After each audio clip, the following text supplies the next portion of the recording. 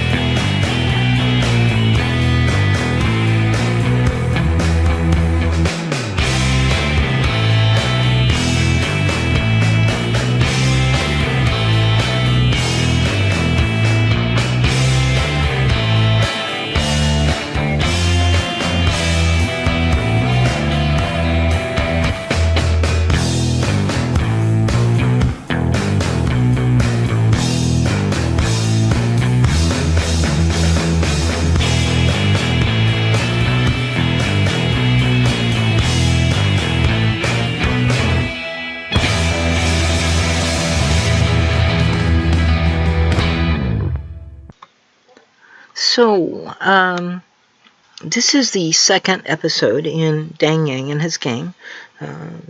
Now, as I said, the original stream was close to 3 hours. It was a little, I think it was like 2 hours and 48 minutes or so.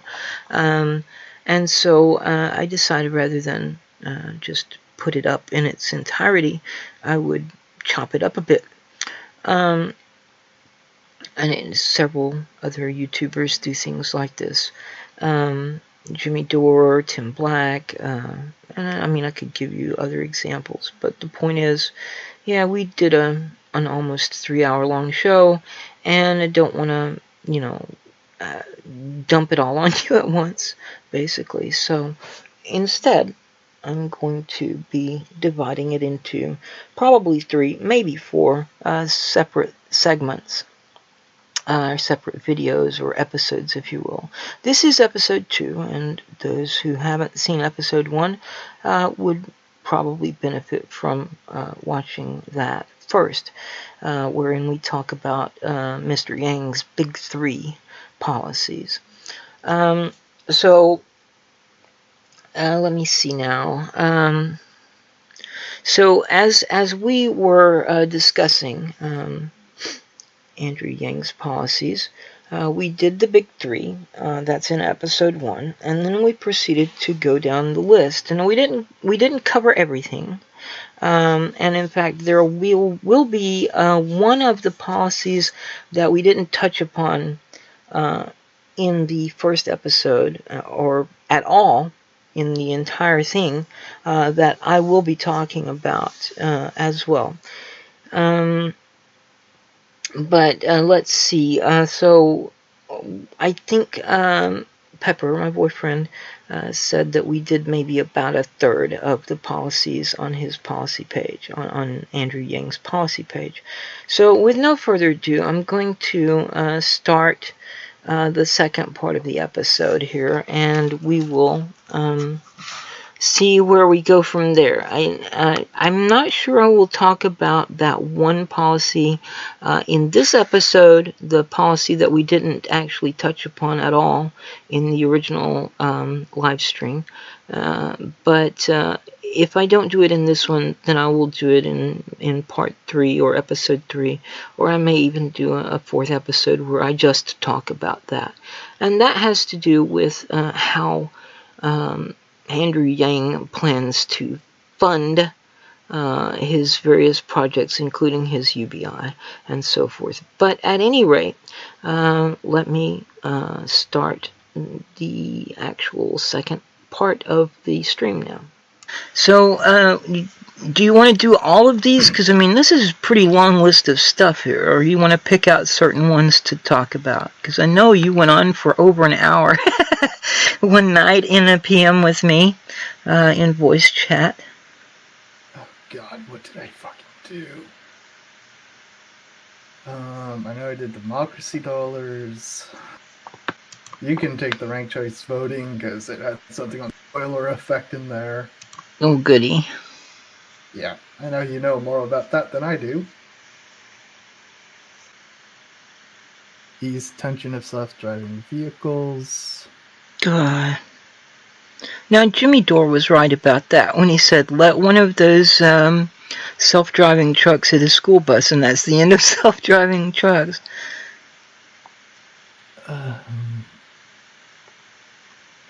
Pretty much. Let's see. I don't think I did that one. Oh, God damn, we're doing this, aren't we? All right, what do you want to talk about first? Democracy dollars? Yes, democracy money. Oh, goody. Basically, for the past 50 or some odd years, 80, 90, 2000, 2010. It's about 40 years. Yeah, about 40 years. Next year it'll be 50. Next year it'll be 60. Jeez.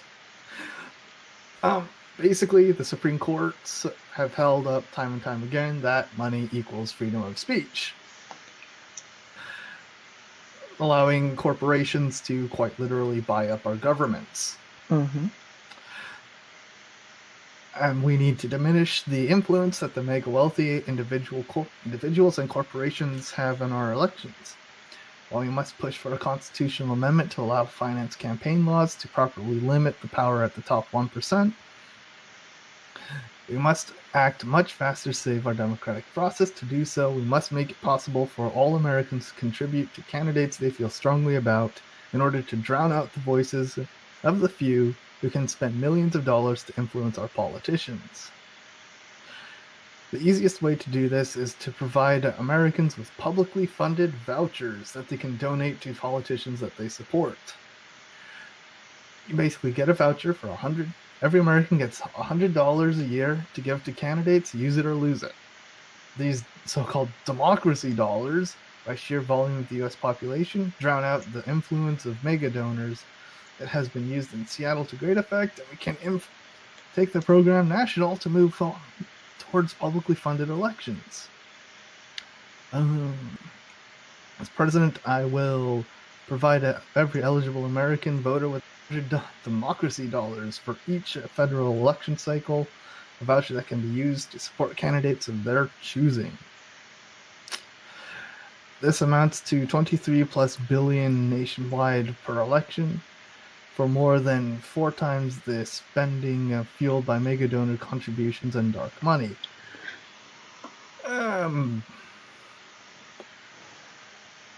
Few problems. Let's see. In the big text, it says, imagine if every American had $100 to get a favorite candidate, then 100,000 people behind you, you get 1 million. You can then act in the best interest of the people instead of sucking up to rich people and companies. Calling rich people for money is soul crushing. Yeah, I bet. We'd all be better off if politicians just needed to worry about representing the people that elected them rather than hustling for money all the time. Well, see, the Senate and House of Representatives can liberate themselves from this. All they have to do is make a new constitutional amendment that would overturn Citizens United, that would declare that corporations are not persons, and that would require eliminate PACs and super PACs. Yeah.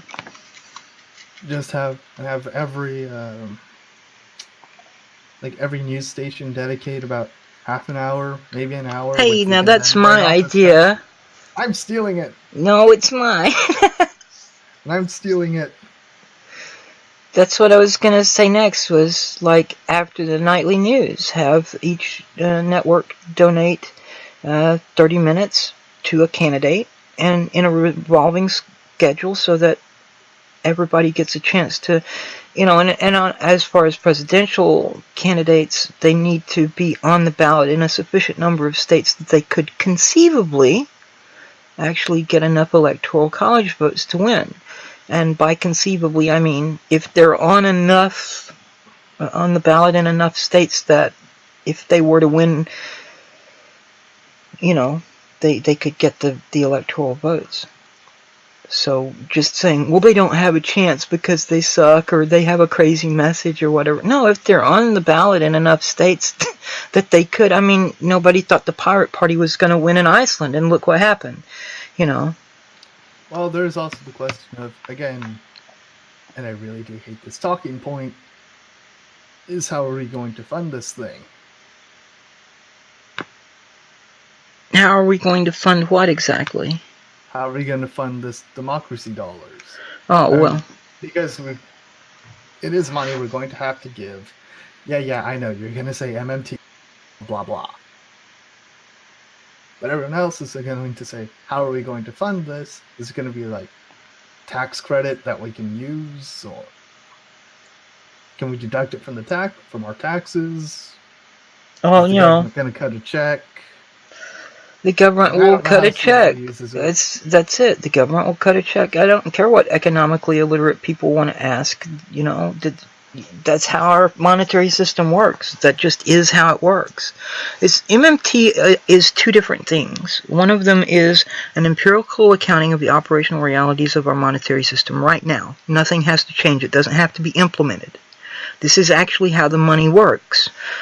The other one is a projection of what is possible with our monetary system. So here's where you need something to change, and what needs to change. Okay, save it for later. Are the people who are in charge of the purse strings, because right now they're using the money to fund wars to make the already obscenely wealthy even wealthier and stuff like that. Give tax cuts to the wealthy, subsidies to corporations, bailouts to corporations when they screw up. None of this is... They're not using the people's money for the people, basically. Alright, we're going to skip the gun safety thing, because that one's a little more extensive. For now. Dun dun dun. Alright, Southern Border Security basically jumps into the whole large numbers of illegals across from Mexico, drugs, blah blah blah. Except for a small problem, we already have the wall. We call it the security fence.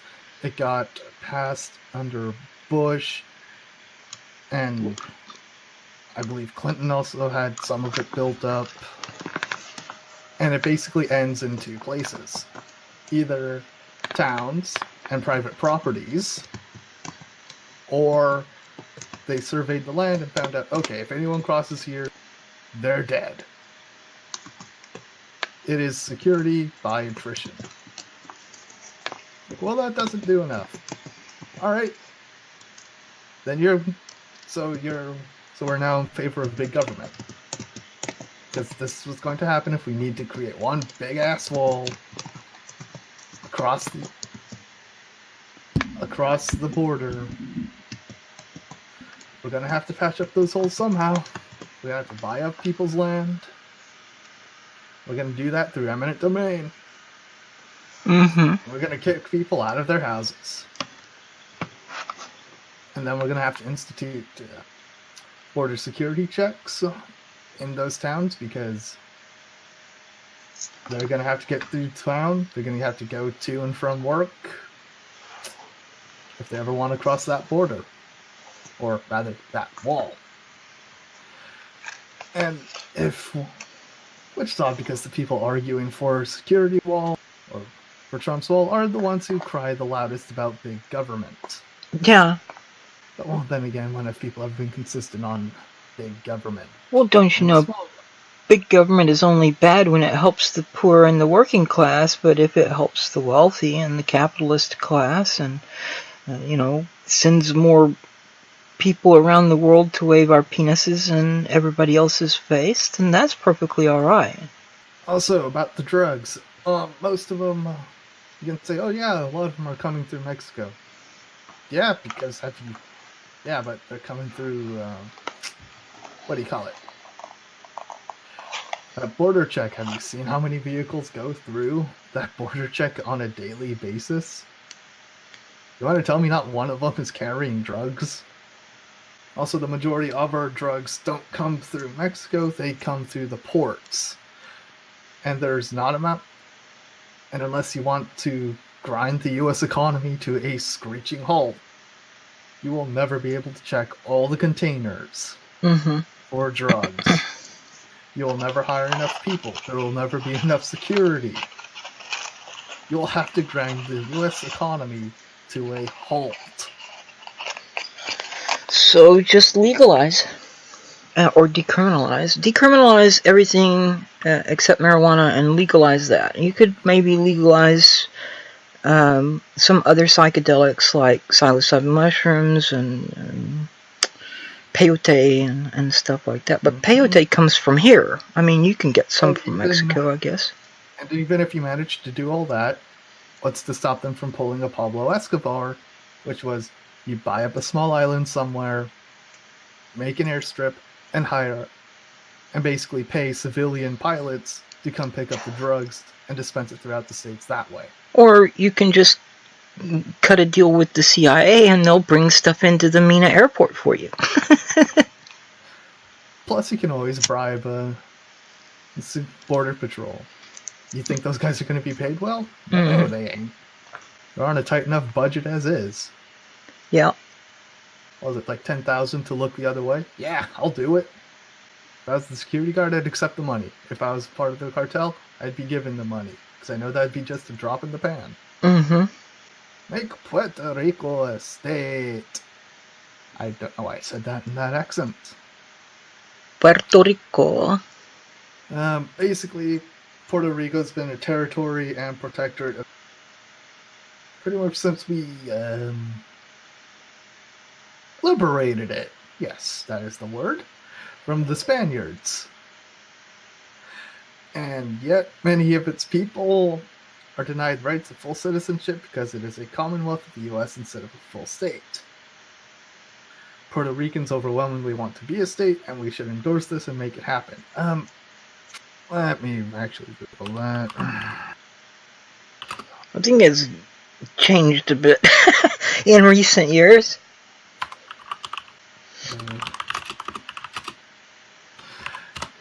That hurricane only killed about... what were the official numbers? 81 people? Yeah, I think that was a low estimate. See? It only killed 81 people, and they only got power restored just this year. It's only been a year. Meanwhile, vulture capitalists have descended upon the place, and... yeah. Oh, what could go wrong? Notice I said vulture capitalists and not venture capitalists. Bankers have lent money at high interest rates. Yeah, they're trying their best to screw over those people. As of 2017, so these numbers are pretty old. Yeah, I'd say that's an overwhelming majority. At 97.16% of all Puerto Ricans want a statehood. Okay. I'd say that's an overwhelming majority. Well, I don't have any problem with Puerto Rico becoming a state. I think something needs to happen there for certain. Either they need to become independent so they don't have to rely on the United States anymore, or they need to become a state. And it would probably be easiest to make them a state. But, you need to do the same thing with the District of Columbia, which doesn't get representation in the House of Representatives or the Senate. There are other places that are part of the United States more or less, insofar as they are protectorates, or there's some other names that they call these things, but like Mariana Islands, U.S. Virgin Islands, the Marshall Islands. I don't even know what all is still, in the U.S.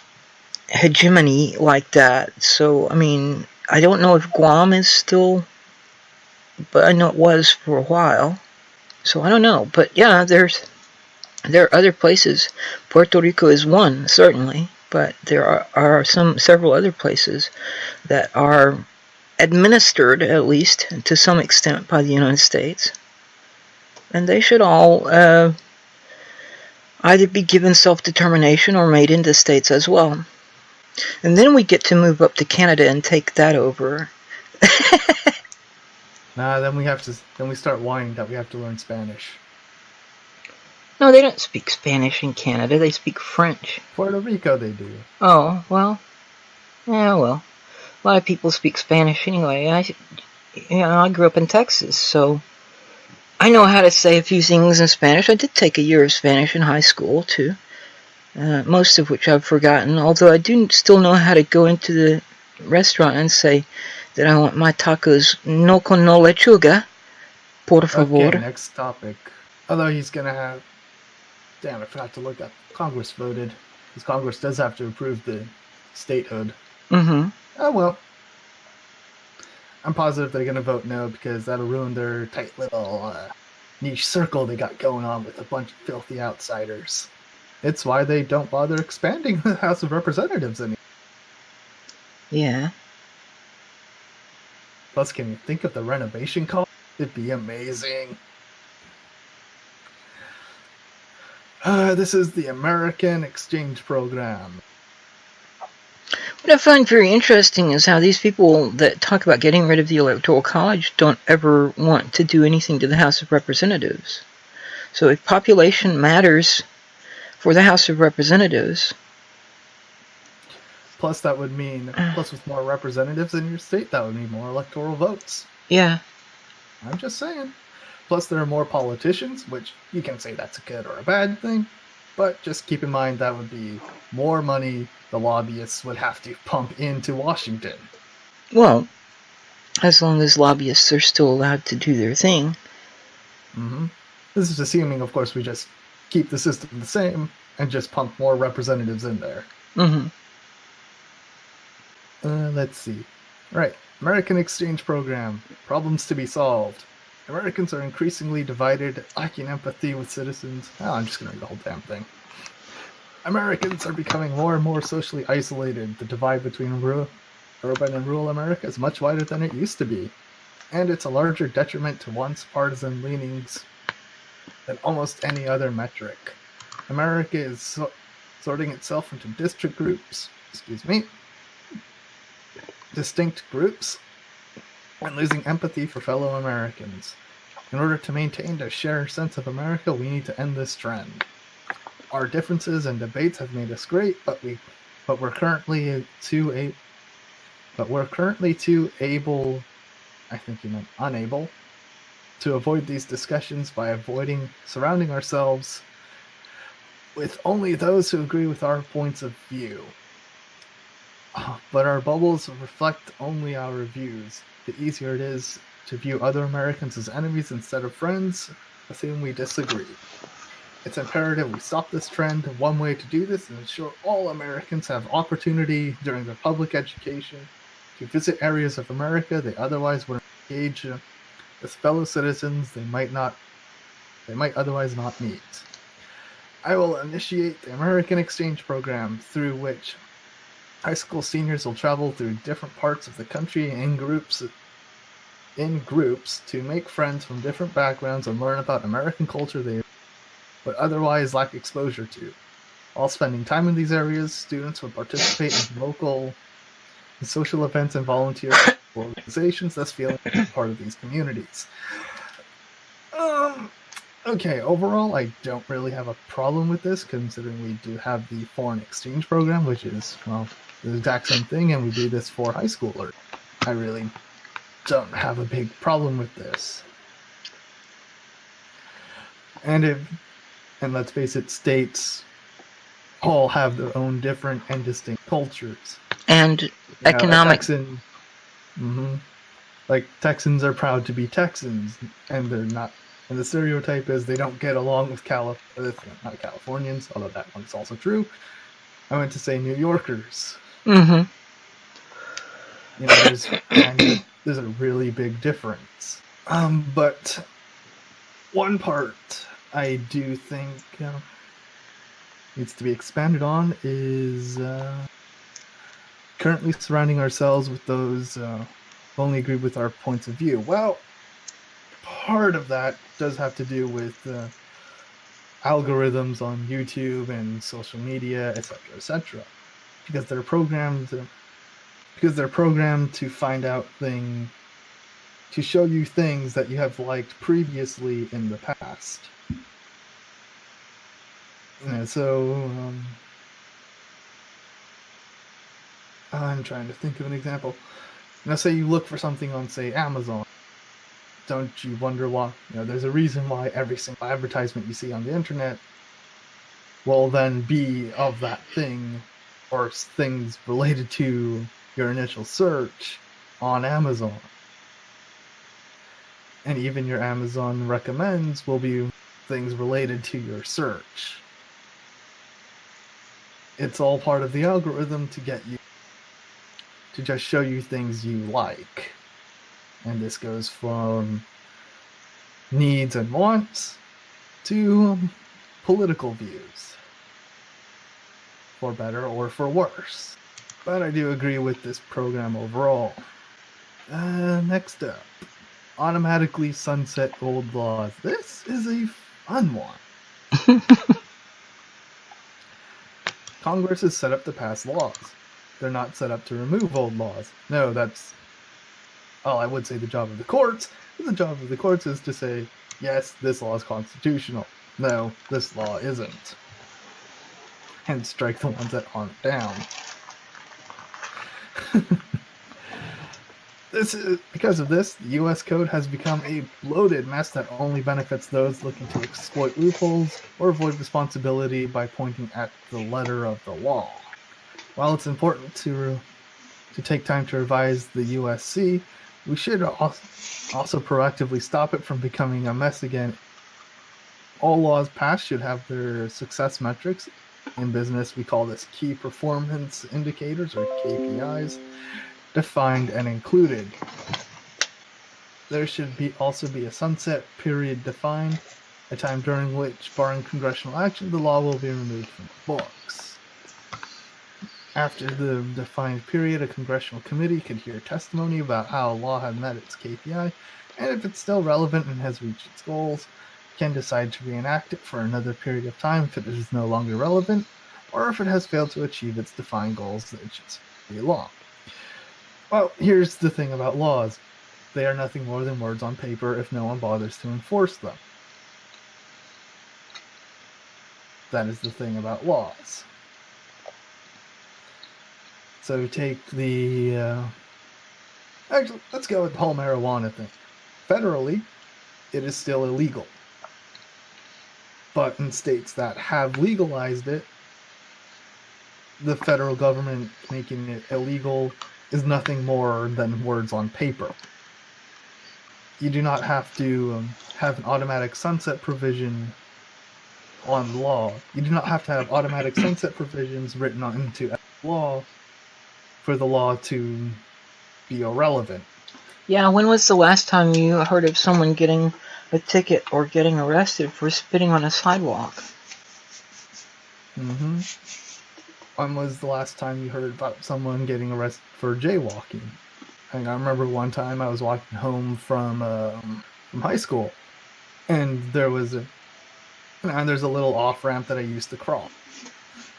And I would always just look to the left, look to my right. Like, oh, okay, no car's coming. I'm just going to cross no matter what the cross sign says, because it's a freaking off ramp. And one day I did just like, oh shit, stopped, went back, and hit the light, stopped myself from crossing because, hey, there was a cop, jaywalking kind of bad. The cop was like, dude, just go, and waved me over.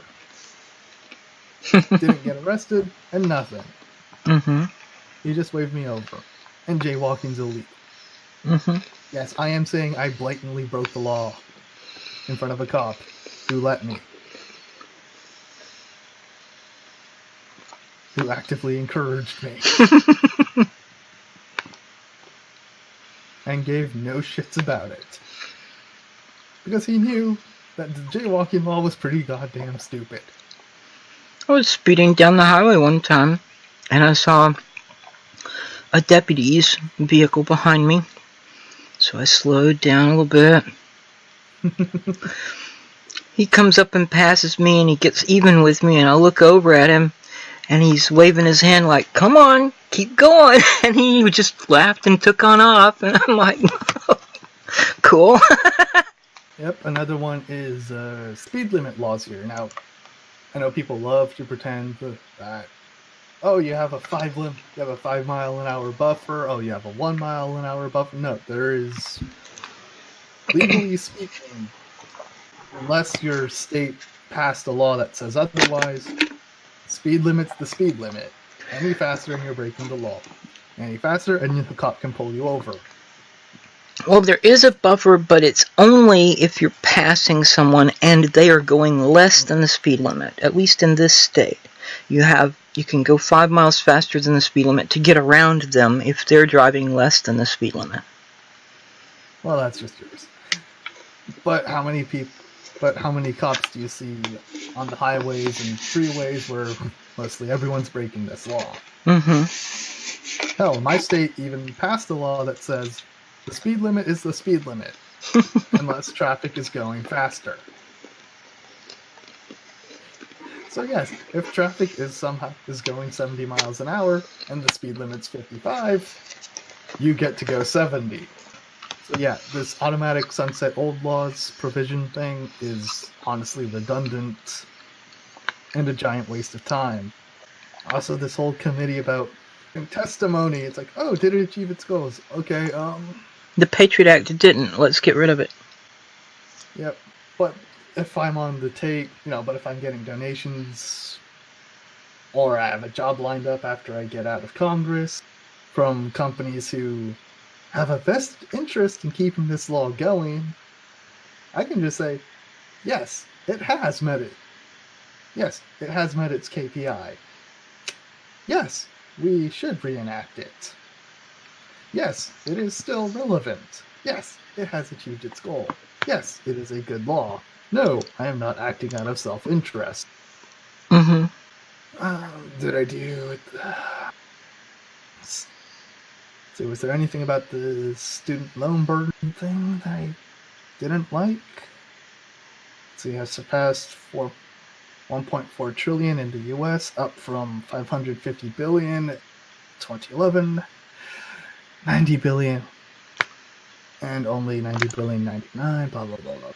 Default rates of crypto steadily, blah blah blah blah blah. Was there anything in?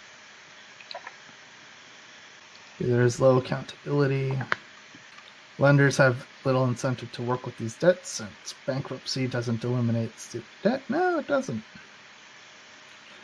Well, you could make education can make college free like it used to be before Vietnam. Tuition free, yeah. Tuition free, yes. You still have to pay for classes and the books. You still have to pay for room and board, really, and books. Classes should be covered by the tuition. But yeah, the whole tuition thing was to keep the dirty poors from getting out of going to war, yeah. So, yeah, I personally favor the forgiveness for student loan debt instead of simply reducing the burden, because so many of these federal guaranteed student loans were sold from the original lender to someone else who isn't abiding by the terms of the original contract. So, for example, in the original contract, if it said you get 6 months or a year while you're doing such and such with no interest accruing, or if you are in graduate school, there's no interest which accrues if you're unemployed, this kind of stuff. They're not following that. And as far as I'm concerned, if you violate any part of the original contract, that should render the entire thing null and void.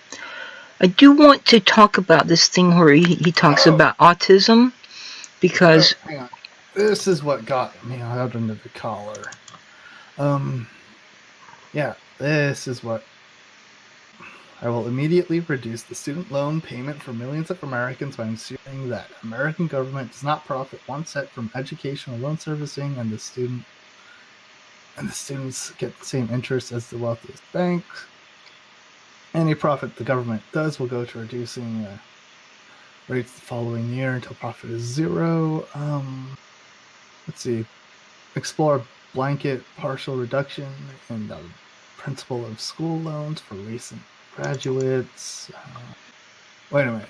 Propose a 10 by 10 student loan emancipation act, which the federal government would buy back student loan debt, negotiated rate with negotiated rate with private lenders, and allow students to opt into a plan to repay it through pledging 10% of their yearly salary for 10 years, after which the balance would be forgiven. What was the problem I had with this one? Oh, yeah! You're giving up 10% of your salary every fucking year. And I know for the UBI thing, he was talking about, we need this because it will stimulate the economy, because people will start buying stuff, yada yada yada.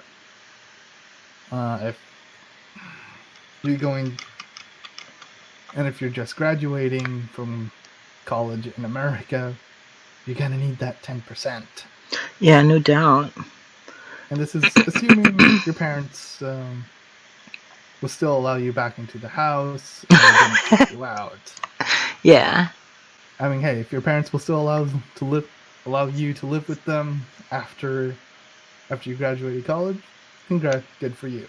Yeah. If they don't, you're gonna need that 10%, and hope to God you made some friends in college that you can move in with. This one actually got me hot under the collar. Ask schools to forgive in part or hold the debts of those who did not graduate. Alright, confession time. I never graduated from university. I still had to pay that term's tuition, books, etc., etc. I do not agree with this, because I'm basically making a financial transaction saying, I will go to your school for this long, I will buy your books and the school, and then I get to go to that school for the however long I paid, and I use those books.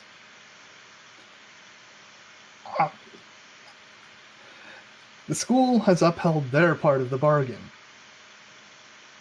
This is the equivalent of going to a movie, buying a ticket, walking out, and saying, I want my money back. Yeah. This is the equivalent. You do not get to do that. You do not get to do that with the universities. I'm not even going to apologize. All right. So, anything else to say about that? So expand a program that forgives debt of graduates who work in rural areas or underprivileged populations. Don't some universities already have something like that? I don't know. But it would be a deal with the bank that gave you the loan.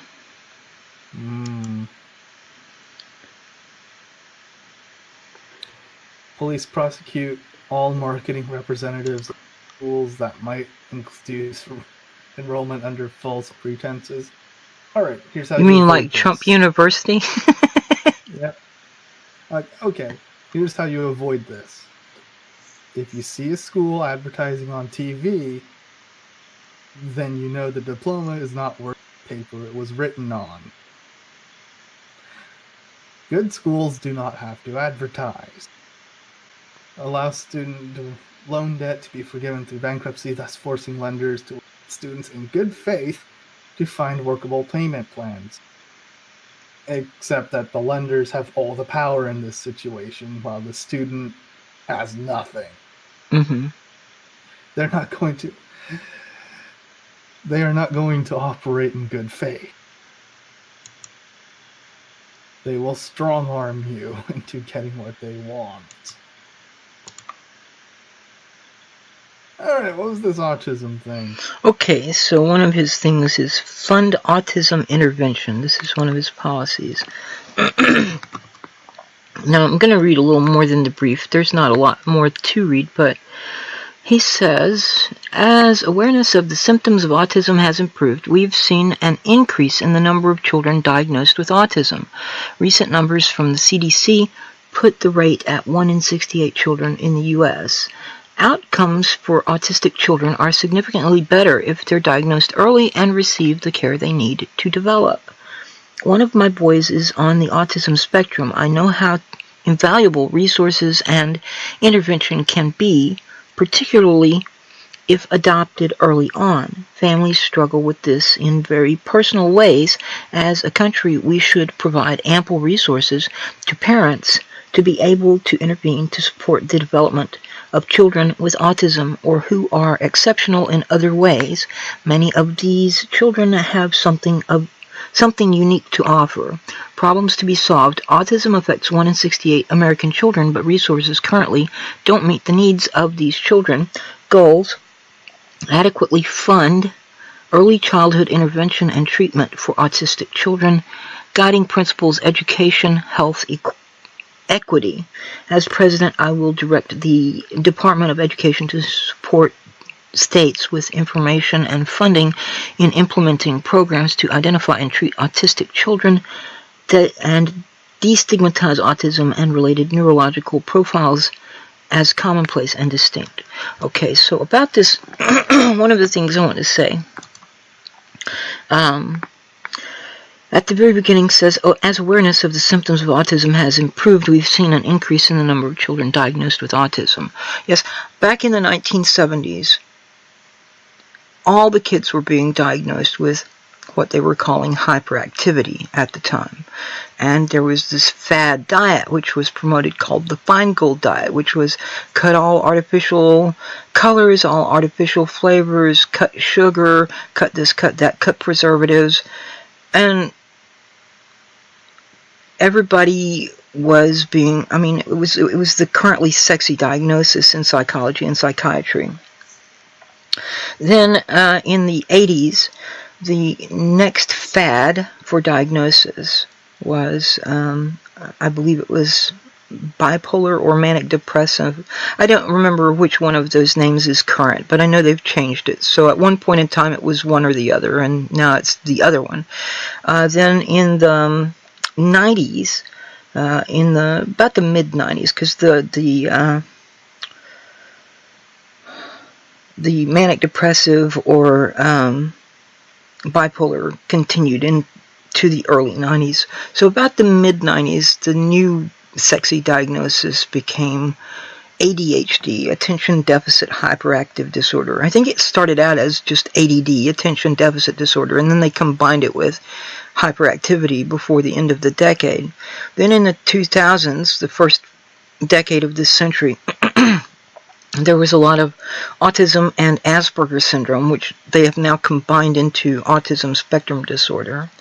So I'm going to say, yeah, maybe we have a better understanding of symptoms and so forth, and maybe some of these diagnoses are legitimate, but at the same time, there's as we've pointed out already, the thing about doctors incentivized to prescribe certain drugs, and the fact that people in the field of mental health seem to go through these phases where they have fads of diagnosis. But the second thing I want to talk about is this policy that he's talking about is only for children. Now, there was an article published, and this is one I've been meaning to go into for some time now because it was called to my attention by a friend, Steve Grumbine. And this was published, I guess, let's see. Well, I printed it out on the 21st of February, so it's been over a month at least. I don't see a date on the article itself, so I don't know when it was published. But it had to have been published, obviously, before the 21st of February. This comes from The Atlantic, and it's the coming care crisis as kids with autism grow up. The number of adults with autism diagnosis is soaring, but there aren't enough programs and services to meet the demand. The Medicaid provider had assured her that this was the best option, so Marie Solomonic walked into the day habilitation center in Queens, New York, with all the optimism she could muster. Marie was with her husband, Eddie, on this rainy March morning to scout out the facility for their son, Anthony, who has autism. Marie whispered, quote, "This place makes my skin crawl," end quote. Eddie responded, quote, "Just promise me you'll keep an open mind," end quote. In the past, centers like these had been a torment for Anthony. There was the time in middle school when another boy hit him in the face with a metal lunchbox. There were the girls in the park who mocked him relentlessly for being nonverbal, and there was the incident during gym class when he tripped on the treadmill and got caught in the conveyor belt. By the time anyone noticed him trying to scream, nearly all the skin had been flayed from his knees. The horrors were enough to persuade the school district to cover the costs of a specialized schooling program on Long Island, where Anthony has since seen steady improvement. But the Solomonics had now lost their funding. On March 4, Anthony turned 21, the age at which people with disabilities are no longer entitled to a free public education under federal law, a juncture often called the services cliff. And for many American families, to drop off this cliff leaves them scrambling with few, if any, suitable options. For more than a year, I've followed the Solomonics as they've approached the dreaded precipice and grappled with a series of unenviable and often unanswerable questions. What kind of government subsidies can they expect for housing, programming, medication, and then they have more existential concerns. What constitutes a meaningful life for an adult with autism? Would slotting Anthony into a menial job be better, or would continuing his education, no matter how expensive or seemingly futile, be more worthwhile? And who could they possibly trust to consider these issues after they die? As the Solomonics roamed the hallways of the center, each patient seemed to offer potential visions of their son's future. Maybe Anthony could be like the young woman in overalls tracing illustrations from a picture book, or perhaps he'd fit in with the older men sorting supplies for the window shade manufacturer that offered them internships. When the program coordinator sat down to debrief with the Solomonics, his answers offered them little comfort. Yes, he said, the ratio of instructors to patients is only 1 to 6. No, the instructors aren't trained to deal with autism specifically. Yes, a patient did disappear from the building recently, but he returned home safely, thank God. Marie left the building trembling. She said, quote, "There's got to be something better," end quote, taking a drag on her cigarette. Eddie sighed, quote, "I wouldn't be so sure. This might be as good as it gets," end quote. Although people with autism have always existed, the United States saw a tremendous spike in diagnoses beginning in the late 1990s, due in part to increased public awareness of the disorder and improvements in evaluation. About 1 in every 59 children is diagnosed with autism, according to the Centers for Disease Control and Prevention, up from 1 in every 150 in 2000. About 500,000 people on the autism spectrum will legally become adults over the next decade, a swelling tide for which the country is unprepared. When they turn 21, these people leave behind all the programming and funding they received under the Individuals with Disabilities Education Act and enter a labyrinth of government services that vary wildly from state to state. Although people with other disabilities face similar problems, the staggering rise in diagnoses of autism creates a distinctly troubling dilemma in how to ensure that these people receive proper care. What happens when people with autism age into adulthood remains understudied. Researchers predominantly focus on early intervention. Less than 2% of all autism funding is directed to the experience of adulthood and aging, even though people with autism spend a vastly greater proportion of their life as adults. The existing findings are dismaying. About half of adults with autism continue to grapple with aggressive, self-injurious behaviors as they get older, and about half are also unemployed, the lowest employment rate among disability groups. Especially for those with greater challenges, it is more difficult to attain the basics necessary to live a comfortable life, housing, job training, and social opportunities. Paul Shattuck, a professor at Drexel University who studies autism, says, quote, "It's as though we never really considered the fact that all of these kids would eventually grow up.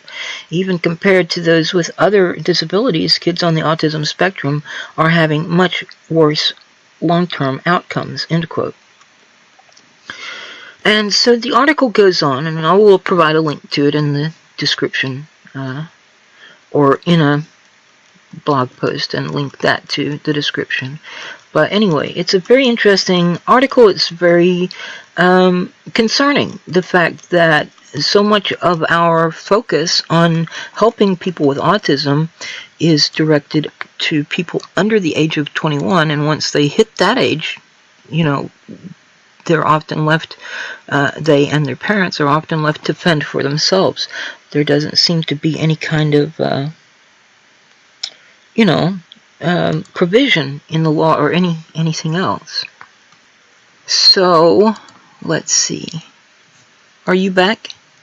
I'm back. Okay, so there was that, and like I said, it's very concerning, the fact that these people, once they hit the age of 21, it's like, okay, we're done, we're not going to help you anymore. And so what are they supposed to do?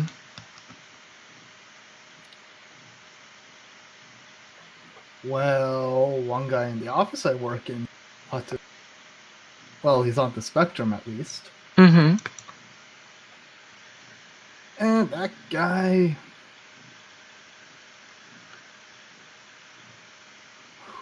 how do I say it?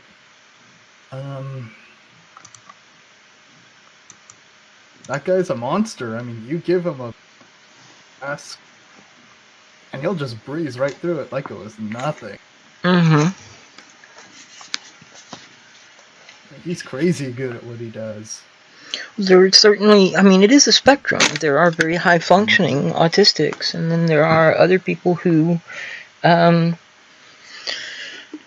kind of locked in their own little world and don't relate to other people, or they just do their own thing and don't communicate and so forth.